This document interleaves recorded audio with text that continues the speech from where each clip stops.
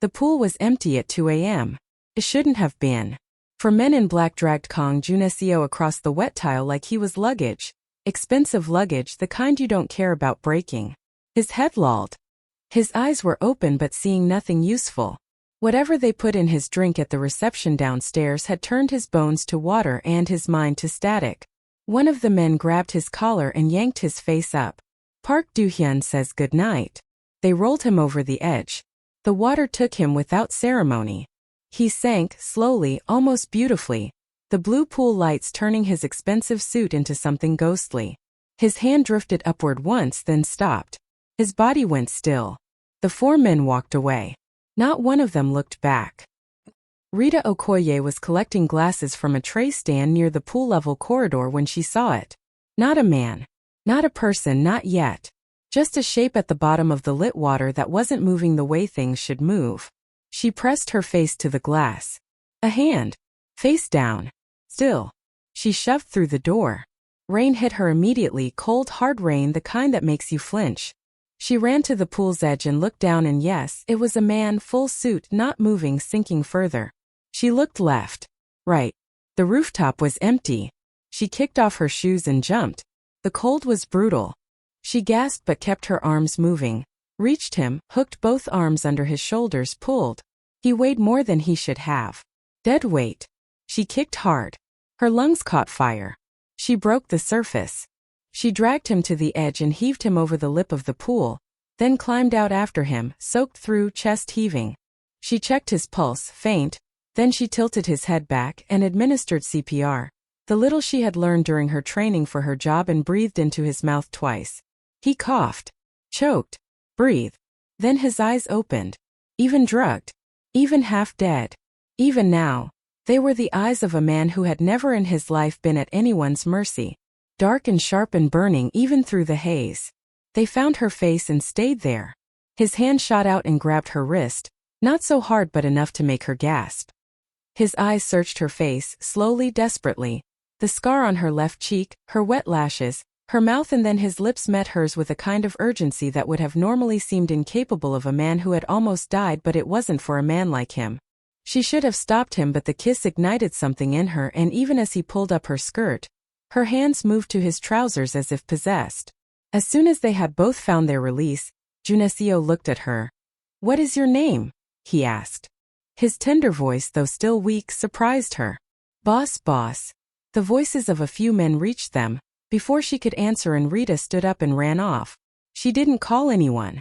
She didn't report it. She changed out of her wet uniform in the staff bathroom, clocked out, and walked home with her shoes in her hand and her heart pounding in a way that didn't slow down for hours. If you're new here, hit subscribe. Stories like this one drop every week, and trust me, you don't want to miss where this goes. Junaseo woke in his private medical wing at 8 in the morning with a doctor standing over him and 2 of his lieutenants pressed against the wall looking like they hadn't slept. He sat up before the doctor told him he could. Flunitrazepam derivative, the doctor said. Modified. Faster acting. You were in the water approximately 11 minutes. Another 5. Leave. The doctor left immediately. That was what happened when Junaseo said leave. He looked at his wrist. A red mark. Small fingers. The woman, he said. Not a question.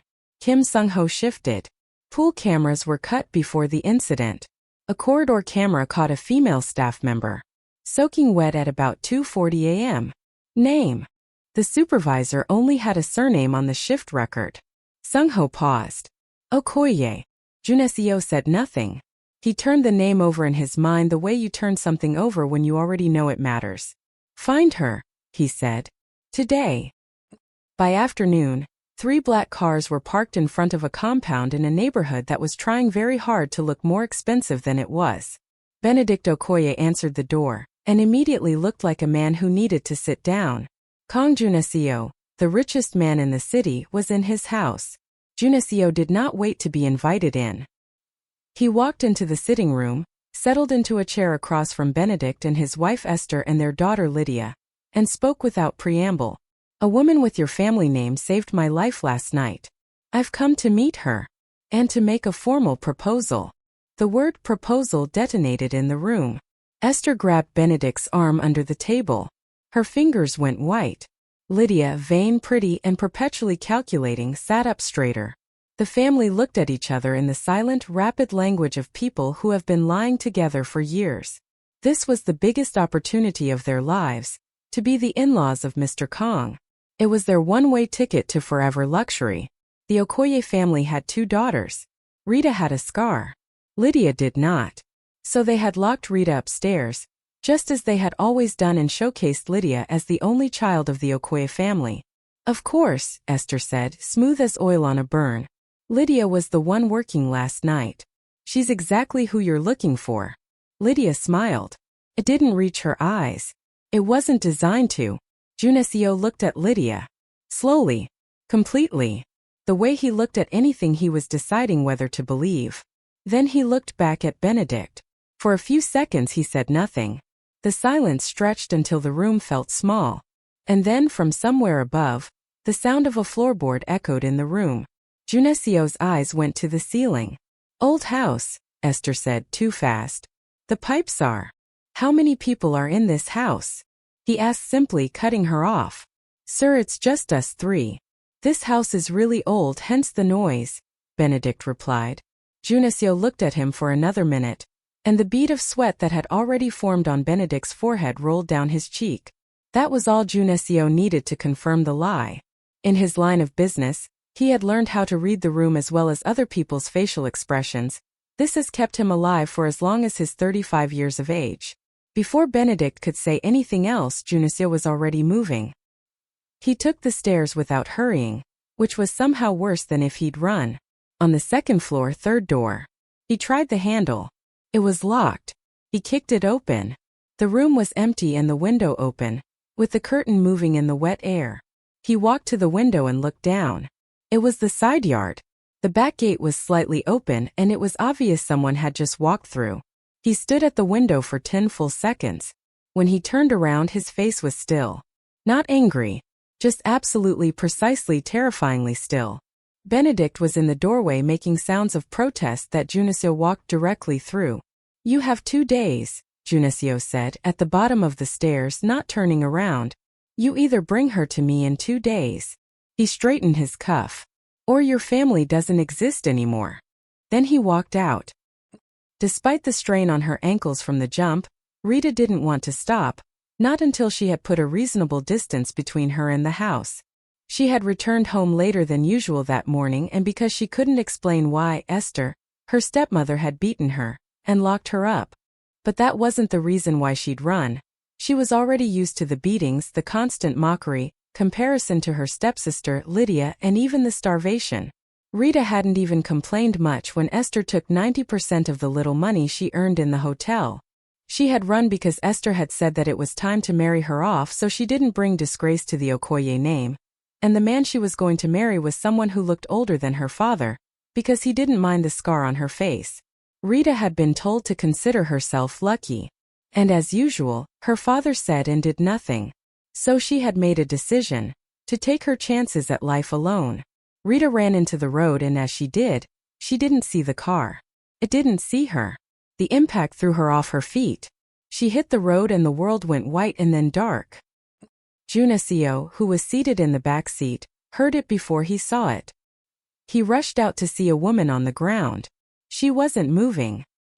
He crossed the distance in 4 strides and dropped to his knee beside her and looked at her face. Boss, could she be the one? Sung-ho, his right-hand man, asked. Junesio looked at the woman's face for a few seconds. From the dust on her feet, it looked like she had been running, just as how the woman who escaped from her bedroom window would have been. But the woman had no scar on her face.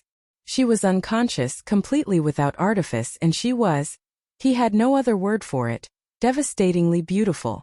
The kind of face that stopped you mid-thought. Dark skin, fine bones, lashes fanned on her cheeks. Something about the set of her features pulled at him from a direction he couldn't name, like a word he knew but couldn't place.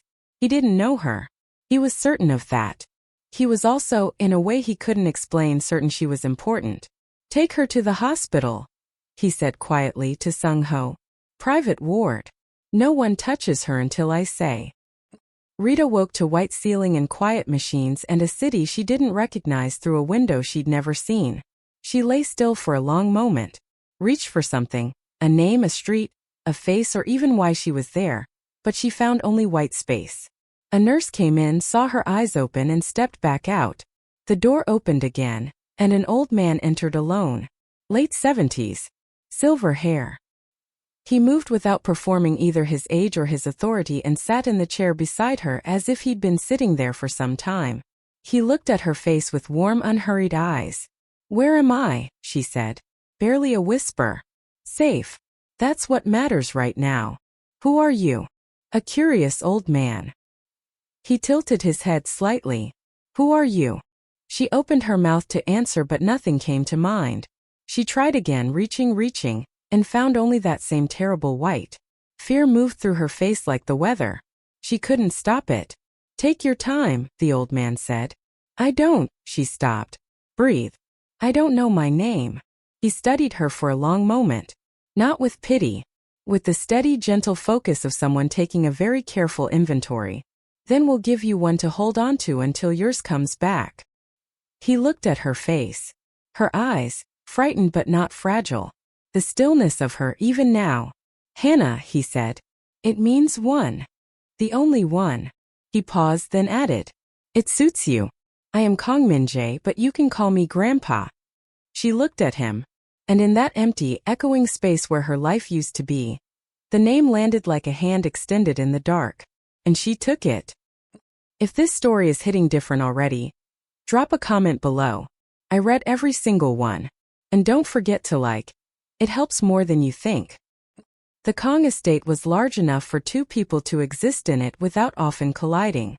Junse was rarely home. When he moved through the house like the weather, purposeful, pressurized, never settling. He had men searching for the scarred woman. He had a war with the Biko clan building in the background of every meeting. He had no space in his mind for anything that didn't serve one of those two problems. But the woman his grandfather named Hannah was unexpectedly difficult to not notice. She was in the garden the next morning before anyone else. She adopted the rose beds without asking. She laughed in the kitchen with the staff. A real laugh, surprised sounding, like she kept catching herself doing something she hadn't expected. She sat with his grandfather later and beat him at cards, which no one had done in 11 years. And she was not afraid of the estate. She was not afraid of the silence or the guards or the weight of what the Kong name meant. She moved through all of it with a kind of calm that most people had to perform, which she seemed to simply have. Juneseo noticed this the way you notice an open window in winter, not because you want to, but because it changes the temperature of the room. He walked into the kitchen one morning to find her eating at the counter. She looked up. "You should eat in the guest suite," he said simply. "The guest suite doesn't have windows." She replied. "It has a window," Juneseo said. "One window. Facing a wall." She picked up her cup. "I eat better with the natural morning light." She turned back to her food. Juneseo stood in the doorway of his own kitchen for 3 full seconds without speaking, which was not something that ever happened, then left without another word. That evening he found her in the library, reading one of his books. She hadn't asked. "You have 2 copies of this one," she said without looking up. "Third shelf from the bottom left side." It seemed wasteful not to read it. "How do you know I have 2 copies?" "I looked." She glanced up. "Am I wrong?" He looked at the shelf. She wasn't wrong. He sat down at the desk on the opposite side of the room, opened his laptop to work, but he could not work. He stayed that way for 43 minutes. Neither of them mentioned it. Juneseo's grandfather, Min-jae, found him at the garden's edge the next evening, standing very still, watching Hannah water the roses she had claimed without anyone's permission. She was humming. Something low and half-formed. A melody without a beginning she could remember. Her back was to them. She didn't know she was being watched. Juneseo's face was doing something it didn't usually do. Something unguarded. "When did you last look at a person that way?" his grandfather asked quietly. "I'm not looking at her," Juneseo replied, his tone a little forceful. "Of course not," Min-jae replied simply. There was a pause. The garden was warm. The light was going gold at the edges. "She has no fear of me," Junissa said, almost to himself. It's strange. Most people's fear of you is fear of what you'll take from them. She has nothing you can take. The old man watched her move between the rose beds. Or perhaps she simply sees you more clearly than you'd like. Junessa said nothing. His jaw tightened almost imperceptibly. The woman you're looking for, his grandfather began, is still out there. Junessa replied forcefully. Yes. A pause. Of course. Minjae walked away. He was smiling, though Junessa did not see it. Inside, Junissa came to the library again. He told himself it was because he needed a specific file kept on the third shelf. He retrieved no file. He sat at the desk. She was already in the chair with her book, bare feet tucked under her, completely at ease in a room that belonged to one of the most dangerous men in Korea. After a long quiet, she spoke without looking up. You're angry today. I'm not angry, he replied. Something adjacent to it then. Harder. She turned a page. You don't have to explain. I just notice things. I don't have much else to do with myself yet. There was a long pause. I'm looking for someone, he said. He didn't know why he said it. She looked up then. Waiting. She saved my life. I've been searching for her since before you came here. He looked at the window, not at Hannah. I owe her a debt I can't settle until I find her. And I don't. He stopped. Something tightened in his throat. I don't leave debts unpaid. Hannah was quiet for a moment. What did she look like? I never saw her face clearly. It was dark. There was rain. He paused. She had a scar. Left side of her face. He didn't look at Hannah when he said it. If he had looked, he would have seen her go very still. He would have seen her hand tighten, almost invisibly, on the spine of her book. He would have seen her breathe through something that was not surprise, because it was not surprise, but something more complicated and more frightening. I hope you find her, she said. Her voice was careful. Too careful. But he wasn't listening for that. He was looking at the window, and the darkness beyond it, and whatever version of obligation he was already drowning in. Hannah closed her eyes. The action was involuntary. It felt as if a memory was calling to her to grasp it, but no matter how much she tried, it stayed beyond her reach. The next morning, Benedict and Esther Okoye arrived at the estate gate, dressed carefully, holding their hats. They were escorted to the entrance hall. Junissa stood at the base of the stairs, arms folded, expression closed. He had given them 2 days.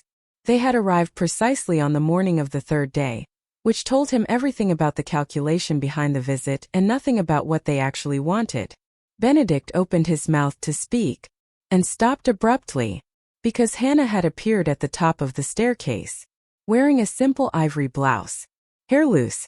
She was coming down for breakfast and glanced at the guests with mild, courteous curiosity, the expression of someone who has been raised to be polite and cannot fully switch it off. Esther made a sound like something snapping, because standing at the top of those stairs was not Hannah. Standing at the top of those stairs was the face of a woman they had buried 11 years ago. The exact mouth, the exact eyes, the precise angle of the head when she looked at something she was trying to understand. Rita's mother. Benedict's color left him in a single second. Hannah descended, nodded pleasantly, and moved toward the dining room. She didn't notice their faces. She had no reason to. When she was gone, Esther turned to Benedict, and the look between them was rapid and full of a knowledge they hadn't been prepared to receive. Junessa watched them. He noted the way Benedict's hands had started shaking. He noted the way Esther's eyes had tracked Hannah all the way to the dining room doorway. You know her, he said. No, Benedict said. Too quickly. Junessa looked at him for a long moment. The kind of look that made confessions want to climb out of people on their own. Leave, he said finally. They left. He stood in the entrance hall and turned the moment over in his mind, the way Esther had looked at Hannah, like she was seeing something that was supposed to be gone, like she was afraid in something else, something worse than being afraid. He called Sung-ho. Pull everything on Benedict Okoye. Bank records, property, associations. A pause. And find out if he has any connection to Park Do-hyun. He was still at his desk 3 hours later when Sung-ho came back. The shell company that registered the car from the first kidnapping attempt, Sung-ho said, setting a folder on the desk. 2 of its directors are Biko adjacent. One is a man named Ryu Jin-woo. A pause. Ryu Jin-woo is the same man who synthesized the compound used on you at the pool. Junaseo didn't move. Park Do-hyun planned the pool attack, Sung-ho said. We can place the order 2 months before the incident. He wanted you dead, sir. Not compromised. Dead. The room went very quiet. Junaseo looked at the photograph of Park Do-hyun pinned to the center of his investigation board. Thin man. Careful eyes. The face of someone who had never in his life made an impulsive decision and was proud of it. Start moving pieces, Junaseo said. Quietly. I want him to feel completely safe until the moment he isn't. Sung-ho nodded and left. Later that night, Junaseo sat alone in the dark for a long time after that. Not thinking about the war. Thinking about the fact that he almost didn't wake up. That he had been 11 minutes from a closed file and a buried name. That if a woman he'd never met hadn't looked through a glass panel and made a decision that cost her everything. He pushed back from the desk. He walked the corridor. He did this sometimes late at night. The house settling helped settle him. He passed the library. Past the guest corridor. He stopped. There was light under Hannah's door. Past midnight. She was awake. He stood in front of that strip of yellow light for a long time. His hand came up as if to knock and then dropped. He turned and walked away. He told himself it was nothing. It was not nothing. And somewhere behind that door, if she was listening, she already knew that. 3 days after that, the estate doctor was called to Hannah's suite. She had collapsed. She'd been dizzy for days and said nothing because she never said anything about her own pain. It was the deepest instinct she had, even without the memories to explain where it came from. The doctor ran tests, came back with results. Junaseo was told as a matter of the household an hour later. He sat down. He did not remember deciding to sit down. He simply found himself sitting. She was pregnant. His mind moved through it with the kind of awful involuntary logic that fear produces. Was she married?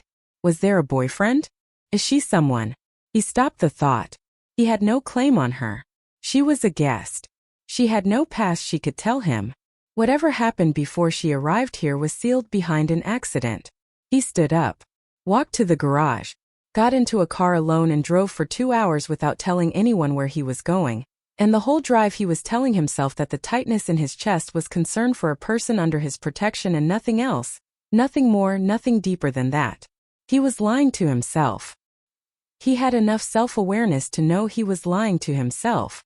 He did it anyway. He came back and became polite. That was the only word for it.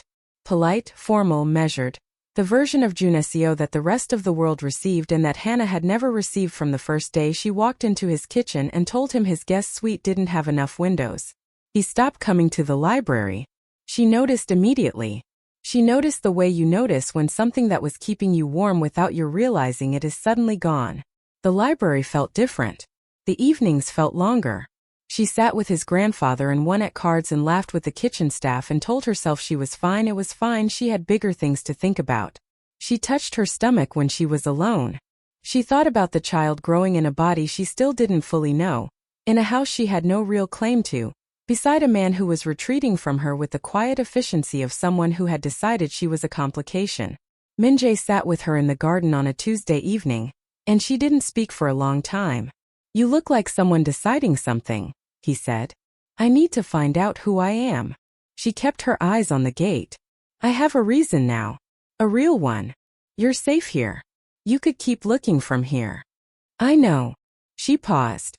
But I feel like I'm taking up space that belongs to someone else. She felt the weight of the words before she finished them.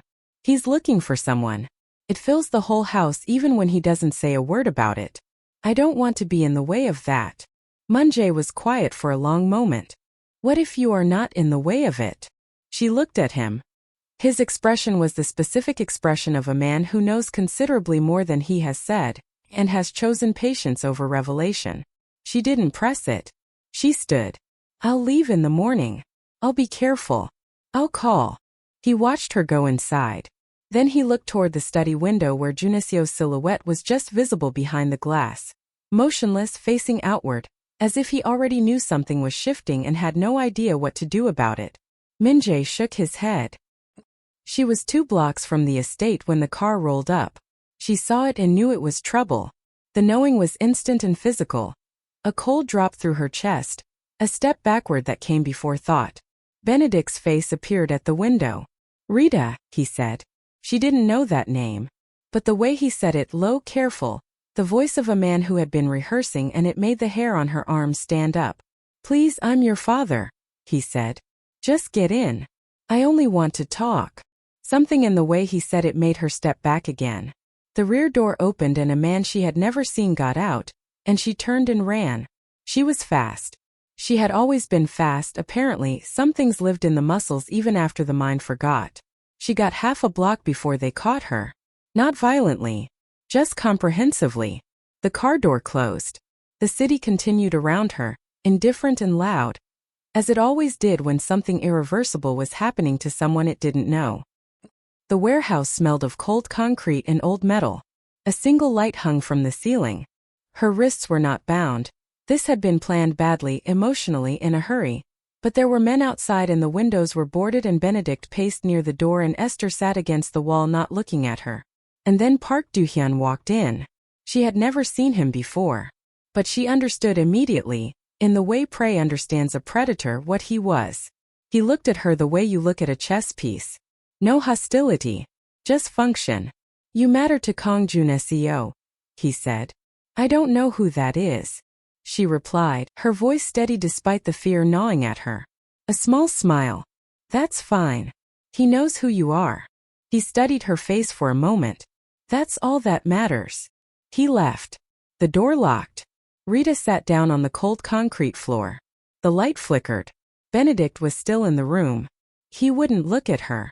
His hands were pressed together between his knees, the posture of a man who has done something he can't take back and has decided to live inside it anyway. "Who is Rita?" she asked quietly. A long silence. "You are," he replied. Barely a sound. "And I'm your father. All you have to do is follow whatever that man says and you'll come home with us. It's the least you can do for bringing the Mafia into our lives and for locking us in here with you," Esther said. "What do you mean by?" Rita began to ask, but Esther continued. "I'm curious about one thing though. How did you manage to get that hideous scar out of your face?" Something moved. Not in the room. In Rita. It came the way things come back when you stop chasing them. Sideways, uninvited. Arriving through a side door you didn't know was still open. A smell first. Linen. Cleaning solution. Rain on glass. Then a sound. The specific silence of a hotel corridor at 2 a.m. when the whole building is asleep, and you are the only moving thing in it. She saw her own hands on a service cart. She saw glasses on a tray stand. She saw blue light on water, and a shape that wasn't moving. She pressed her back harder into the wall. More came. A locked door. A window. Her own feet on a fire escape, moving fast, moving quietly the way you moved when you had learned early that making noise got you hurt. A street. The sound of an engine. A man's hand around her wrist. Gripping. Not letting go. She put both hands over her mouth. She knew that hand. She had sat in that man's library for days. She had eaten at his kitchen counter and argued about windows and watched him from across a room while he pretended not to watch her back. She had fallen asleep in his house feeling safer than she had ever felt anywhere. And she hadn't known why, hadn't been able to explain it even to herself, because the reason was locked behind the accident and the hospital and 11 minutes in the dark at the bottom of a pool. She had saved him. She had saved him, and then his car had hit her, and she had woken up in his house with his grandfather's name in her mouth, and no idea that the debt and the man and the scarred woman he was searching for were all the same story. Even the child she was carrying. She pressed her hands harder over her mouth and breathed through it. "It was always me," she whispered. Benedict looked up. She wasn't talking to him. Junesio's phone rang at midnight. He looked at the number. Looked at it for one full second. Then he answered. "I believe we have something in common." Park Do-hyun's voice was calm. Conversational. The voice of a man who had been waiting to make this call for a long time. "You should be careful about what you claim to share with me." A woman. No name. Very lovely face. She walked right out of your gate this morning. A pause. Deliberate. Her family was helpful in locating her. They send their regards. The room went absolutely still. Junessio did not move. He stood at his desk, and the only thing that changed in his entire body was something behind his eyes. Some last door closing on something that was not strategy, was not calculation, was not the careful architecture of power he had built his whole adult life inside of. You have 12 hours, Park Do-hyun continued. Stand your men down from every position around my interests. In writing. Publicly. Or she won't come back. The line died. Junessio stood with the phone in his hand. Minutes later, he looked at the photo of Hannah that the household security system had captured on her second day. Candid, unposed, standing in the garden with her face turned up toward the morning light. Then another image of when she'd been captured with Benedict's face showing clearly in the van. He looked at another photo Sung-ho had gotten of the Okoye family, with his eyes zeroing in on Benedict's first wife, who surprisingly looked like the slightly older version of Hannah. He looked at them for a very long time. And then something happened in Kang Junessio that had not happened since he was 12 years old, and watched his father choose the syndicate over his family, and he understood for the first time that love was the most dangerous liability a man in his world could carry. It didn't matter in any way. He called Sung-ho. All teams. Now. His voice was quiet. Quieter than anger. Quieter than fear. The specific quiet of a man who has made a decision he will not walk back from. I want Park Do-hyun's location in 20 minutes. There was a pause. And Sung-ho. Sir. No mercy. The raid was not loud. It was not theatrical. Junessio's people did not announce themselves or perform their arrival. They moved through the dark the way water moves through cracks. Patient, inevitable. Already inside before the resistance understood it had begun. There were 14 of Park Do-hyun's men in the compound. There were 40 of Junessio's. The math was resolved quickly. Rita heard it before she saw it. Shouts. Something heavy. Silence that had a different texture than the silence before it. The silence of aftermath rather than anticipation. Then footsteps in the corridor, precise and unhurried. The door opened. Sung-ho entered first, swept the room, nodded back through the door. Junessio walked in. He stood in the doorway and scanned the room once. The boarded windows, the flickering light. Benedict pressed against the far wall looking at the floor. And then he found her. She was already on her feet. Back straight. Chin up. Her eyes were swollen at the edges from something she had not let become crying. And her hands were steady. And she was looking at him with an expression he had never seen on her face before. She looked different, more aware. Like someone who has just remembered everything. He crossed the room. He stopped in front of her. Close. He looked at her face. Both sides of it, the way he always looked at her, completely, without the careful selectiveness most people used. And she looked back at him, and neither of them spoke for a moment that felt much longer than it was. Are you hurt? He said. No. Are you? I remember, she said. The two words landed between them like something dropped from a height. His jaw tightened. He waited. My name is Rita, she said. Rita Okoye. I work the night shift at the Grand Imperial Hotel. Her voice was steady. She had decided, somewhere in the hours on that cold floor, that she was done being afraid of her own truth. I was collecting glasses near the pool corridor the night someone tried to kill you. I saw you in the water. I jumped in. She paused. When you woke up you held my wrist. You held it for a long time. When it started getting light I got scared and I left. He was very still. I went home. Your men came to the house looking for an Okoye. My family locked me upstairs and put my stepsister in front of you instead. A breath. Because I have a scar. And she doesn't. And they have always. She stopped.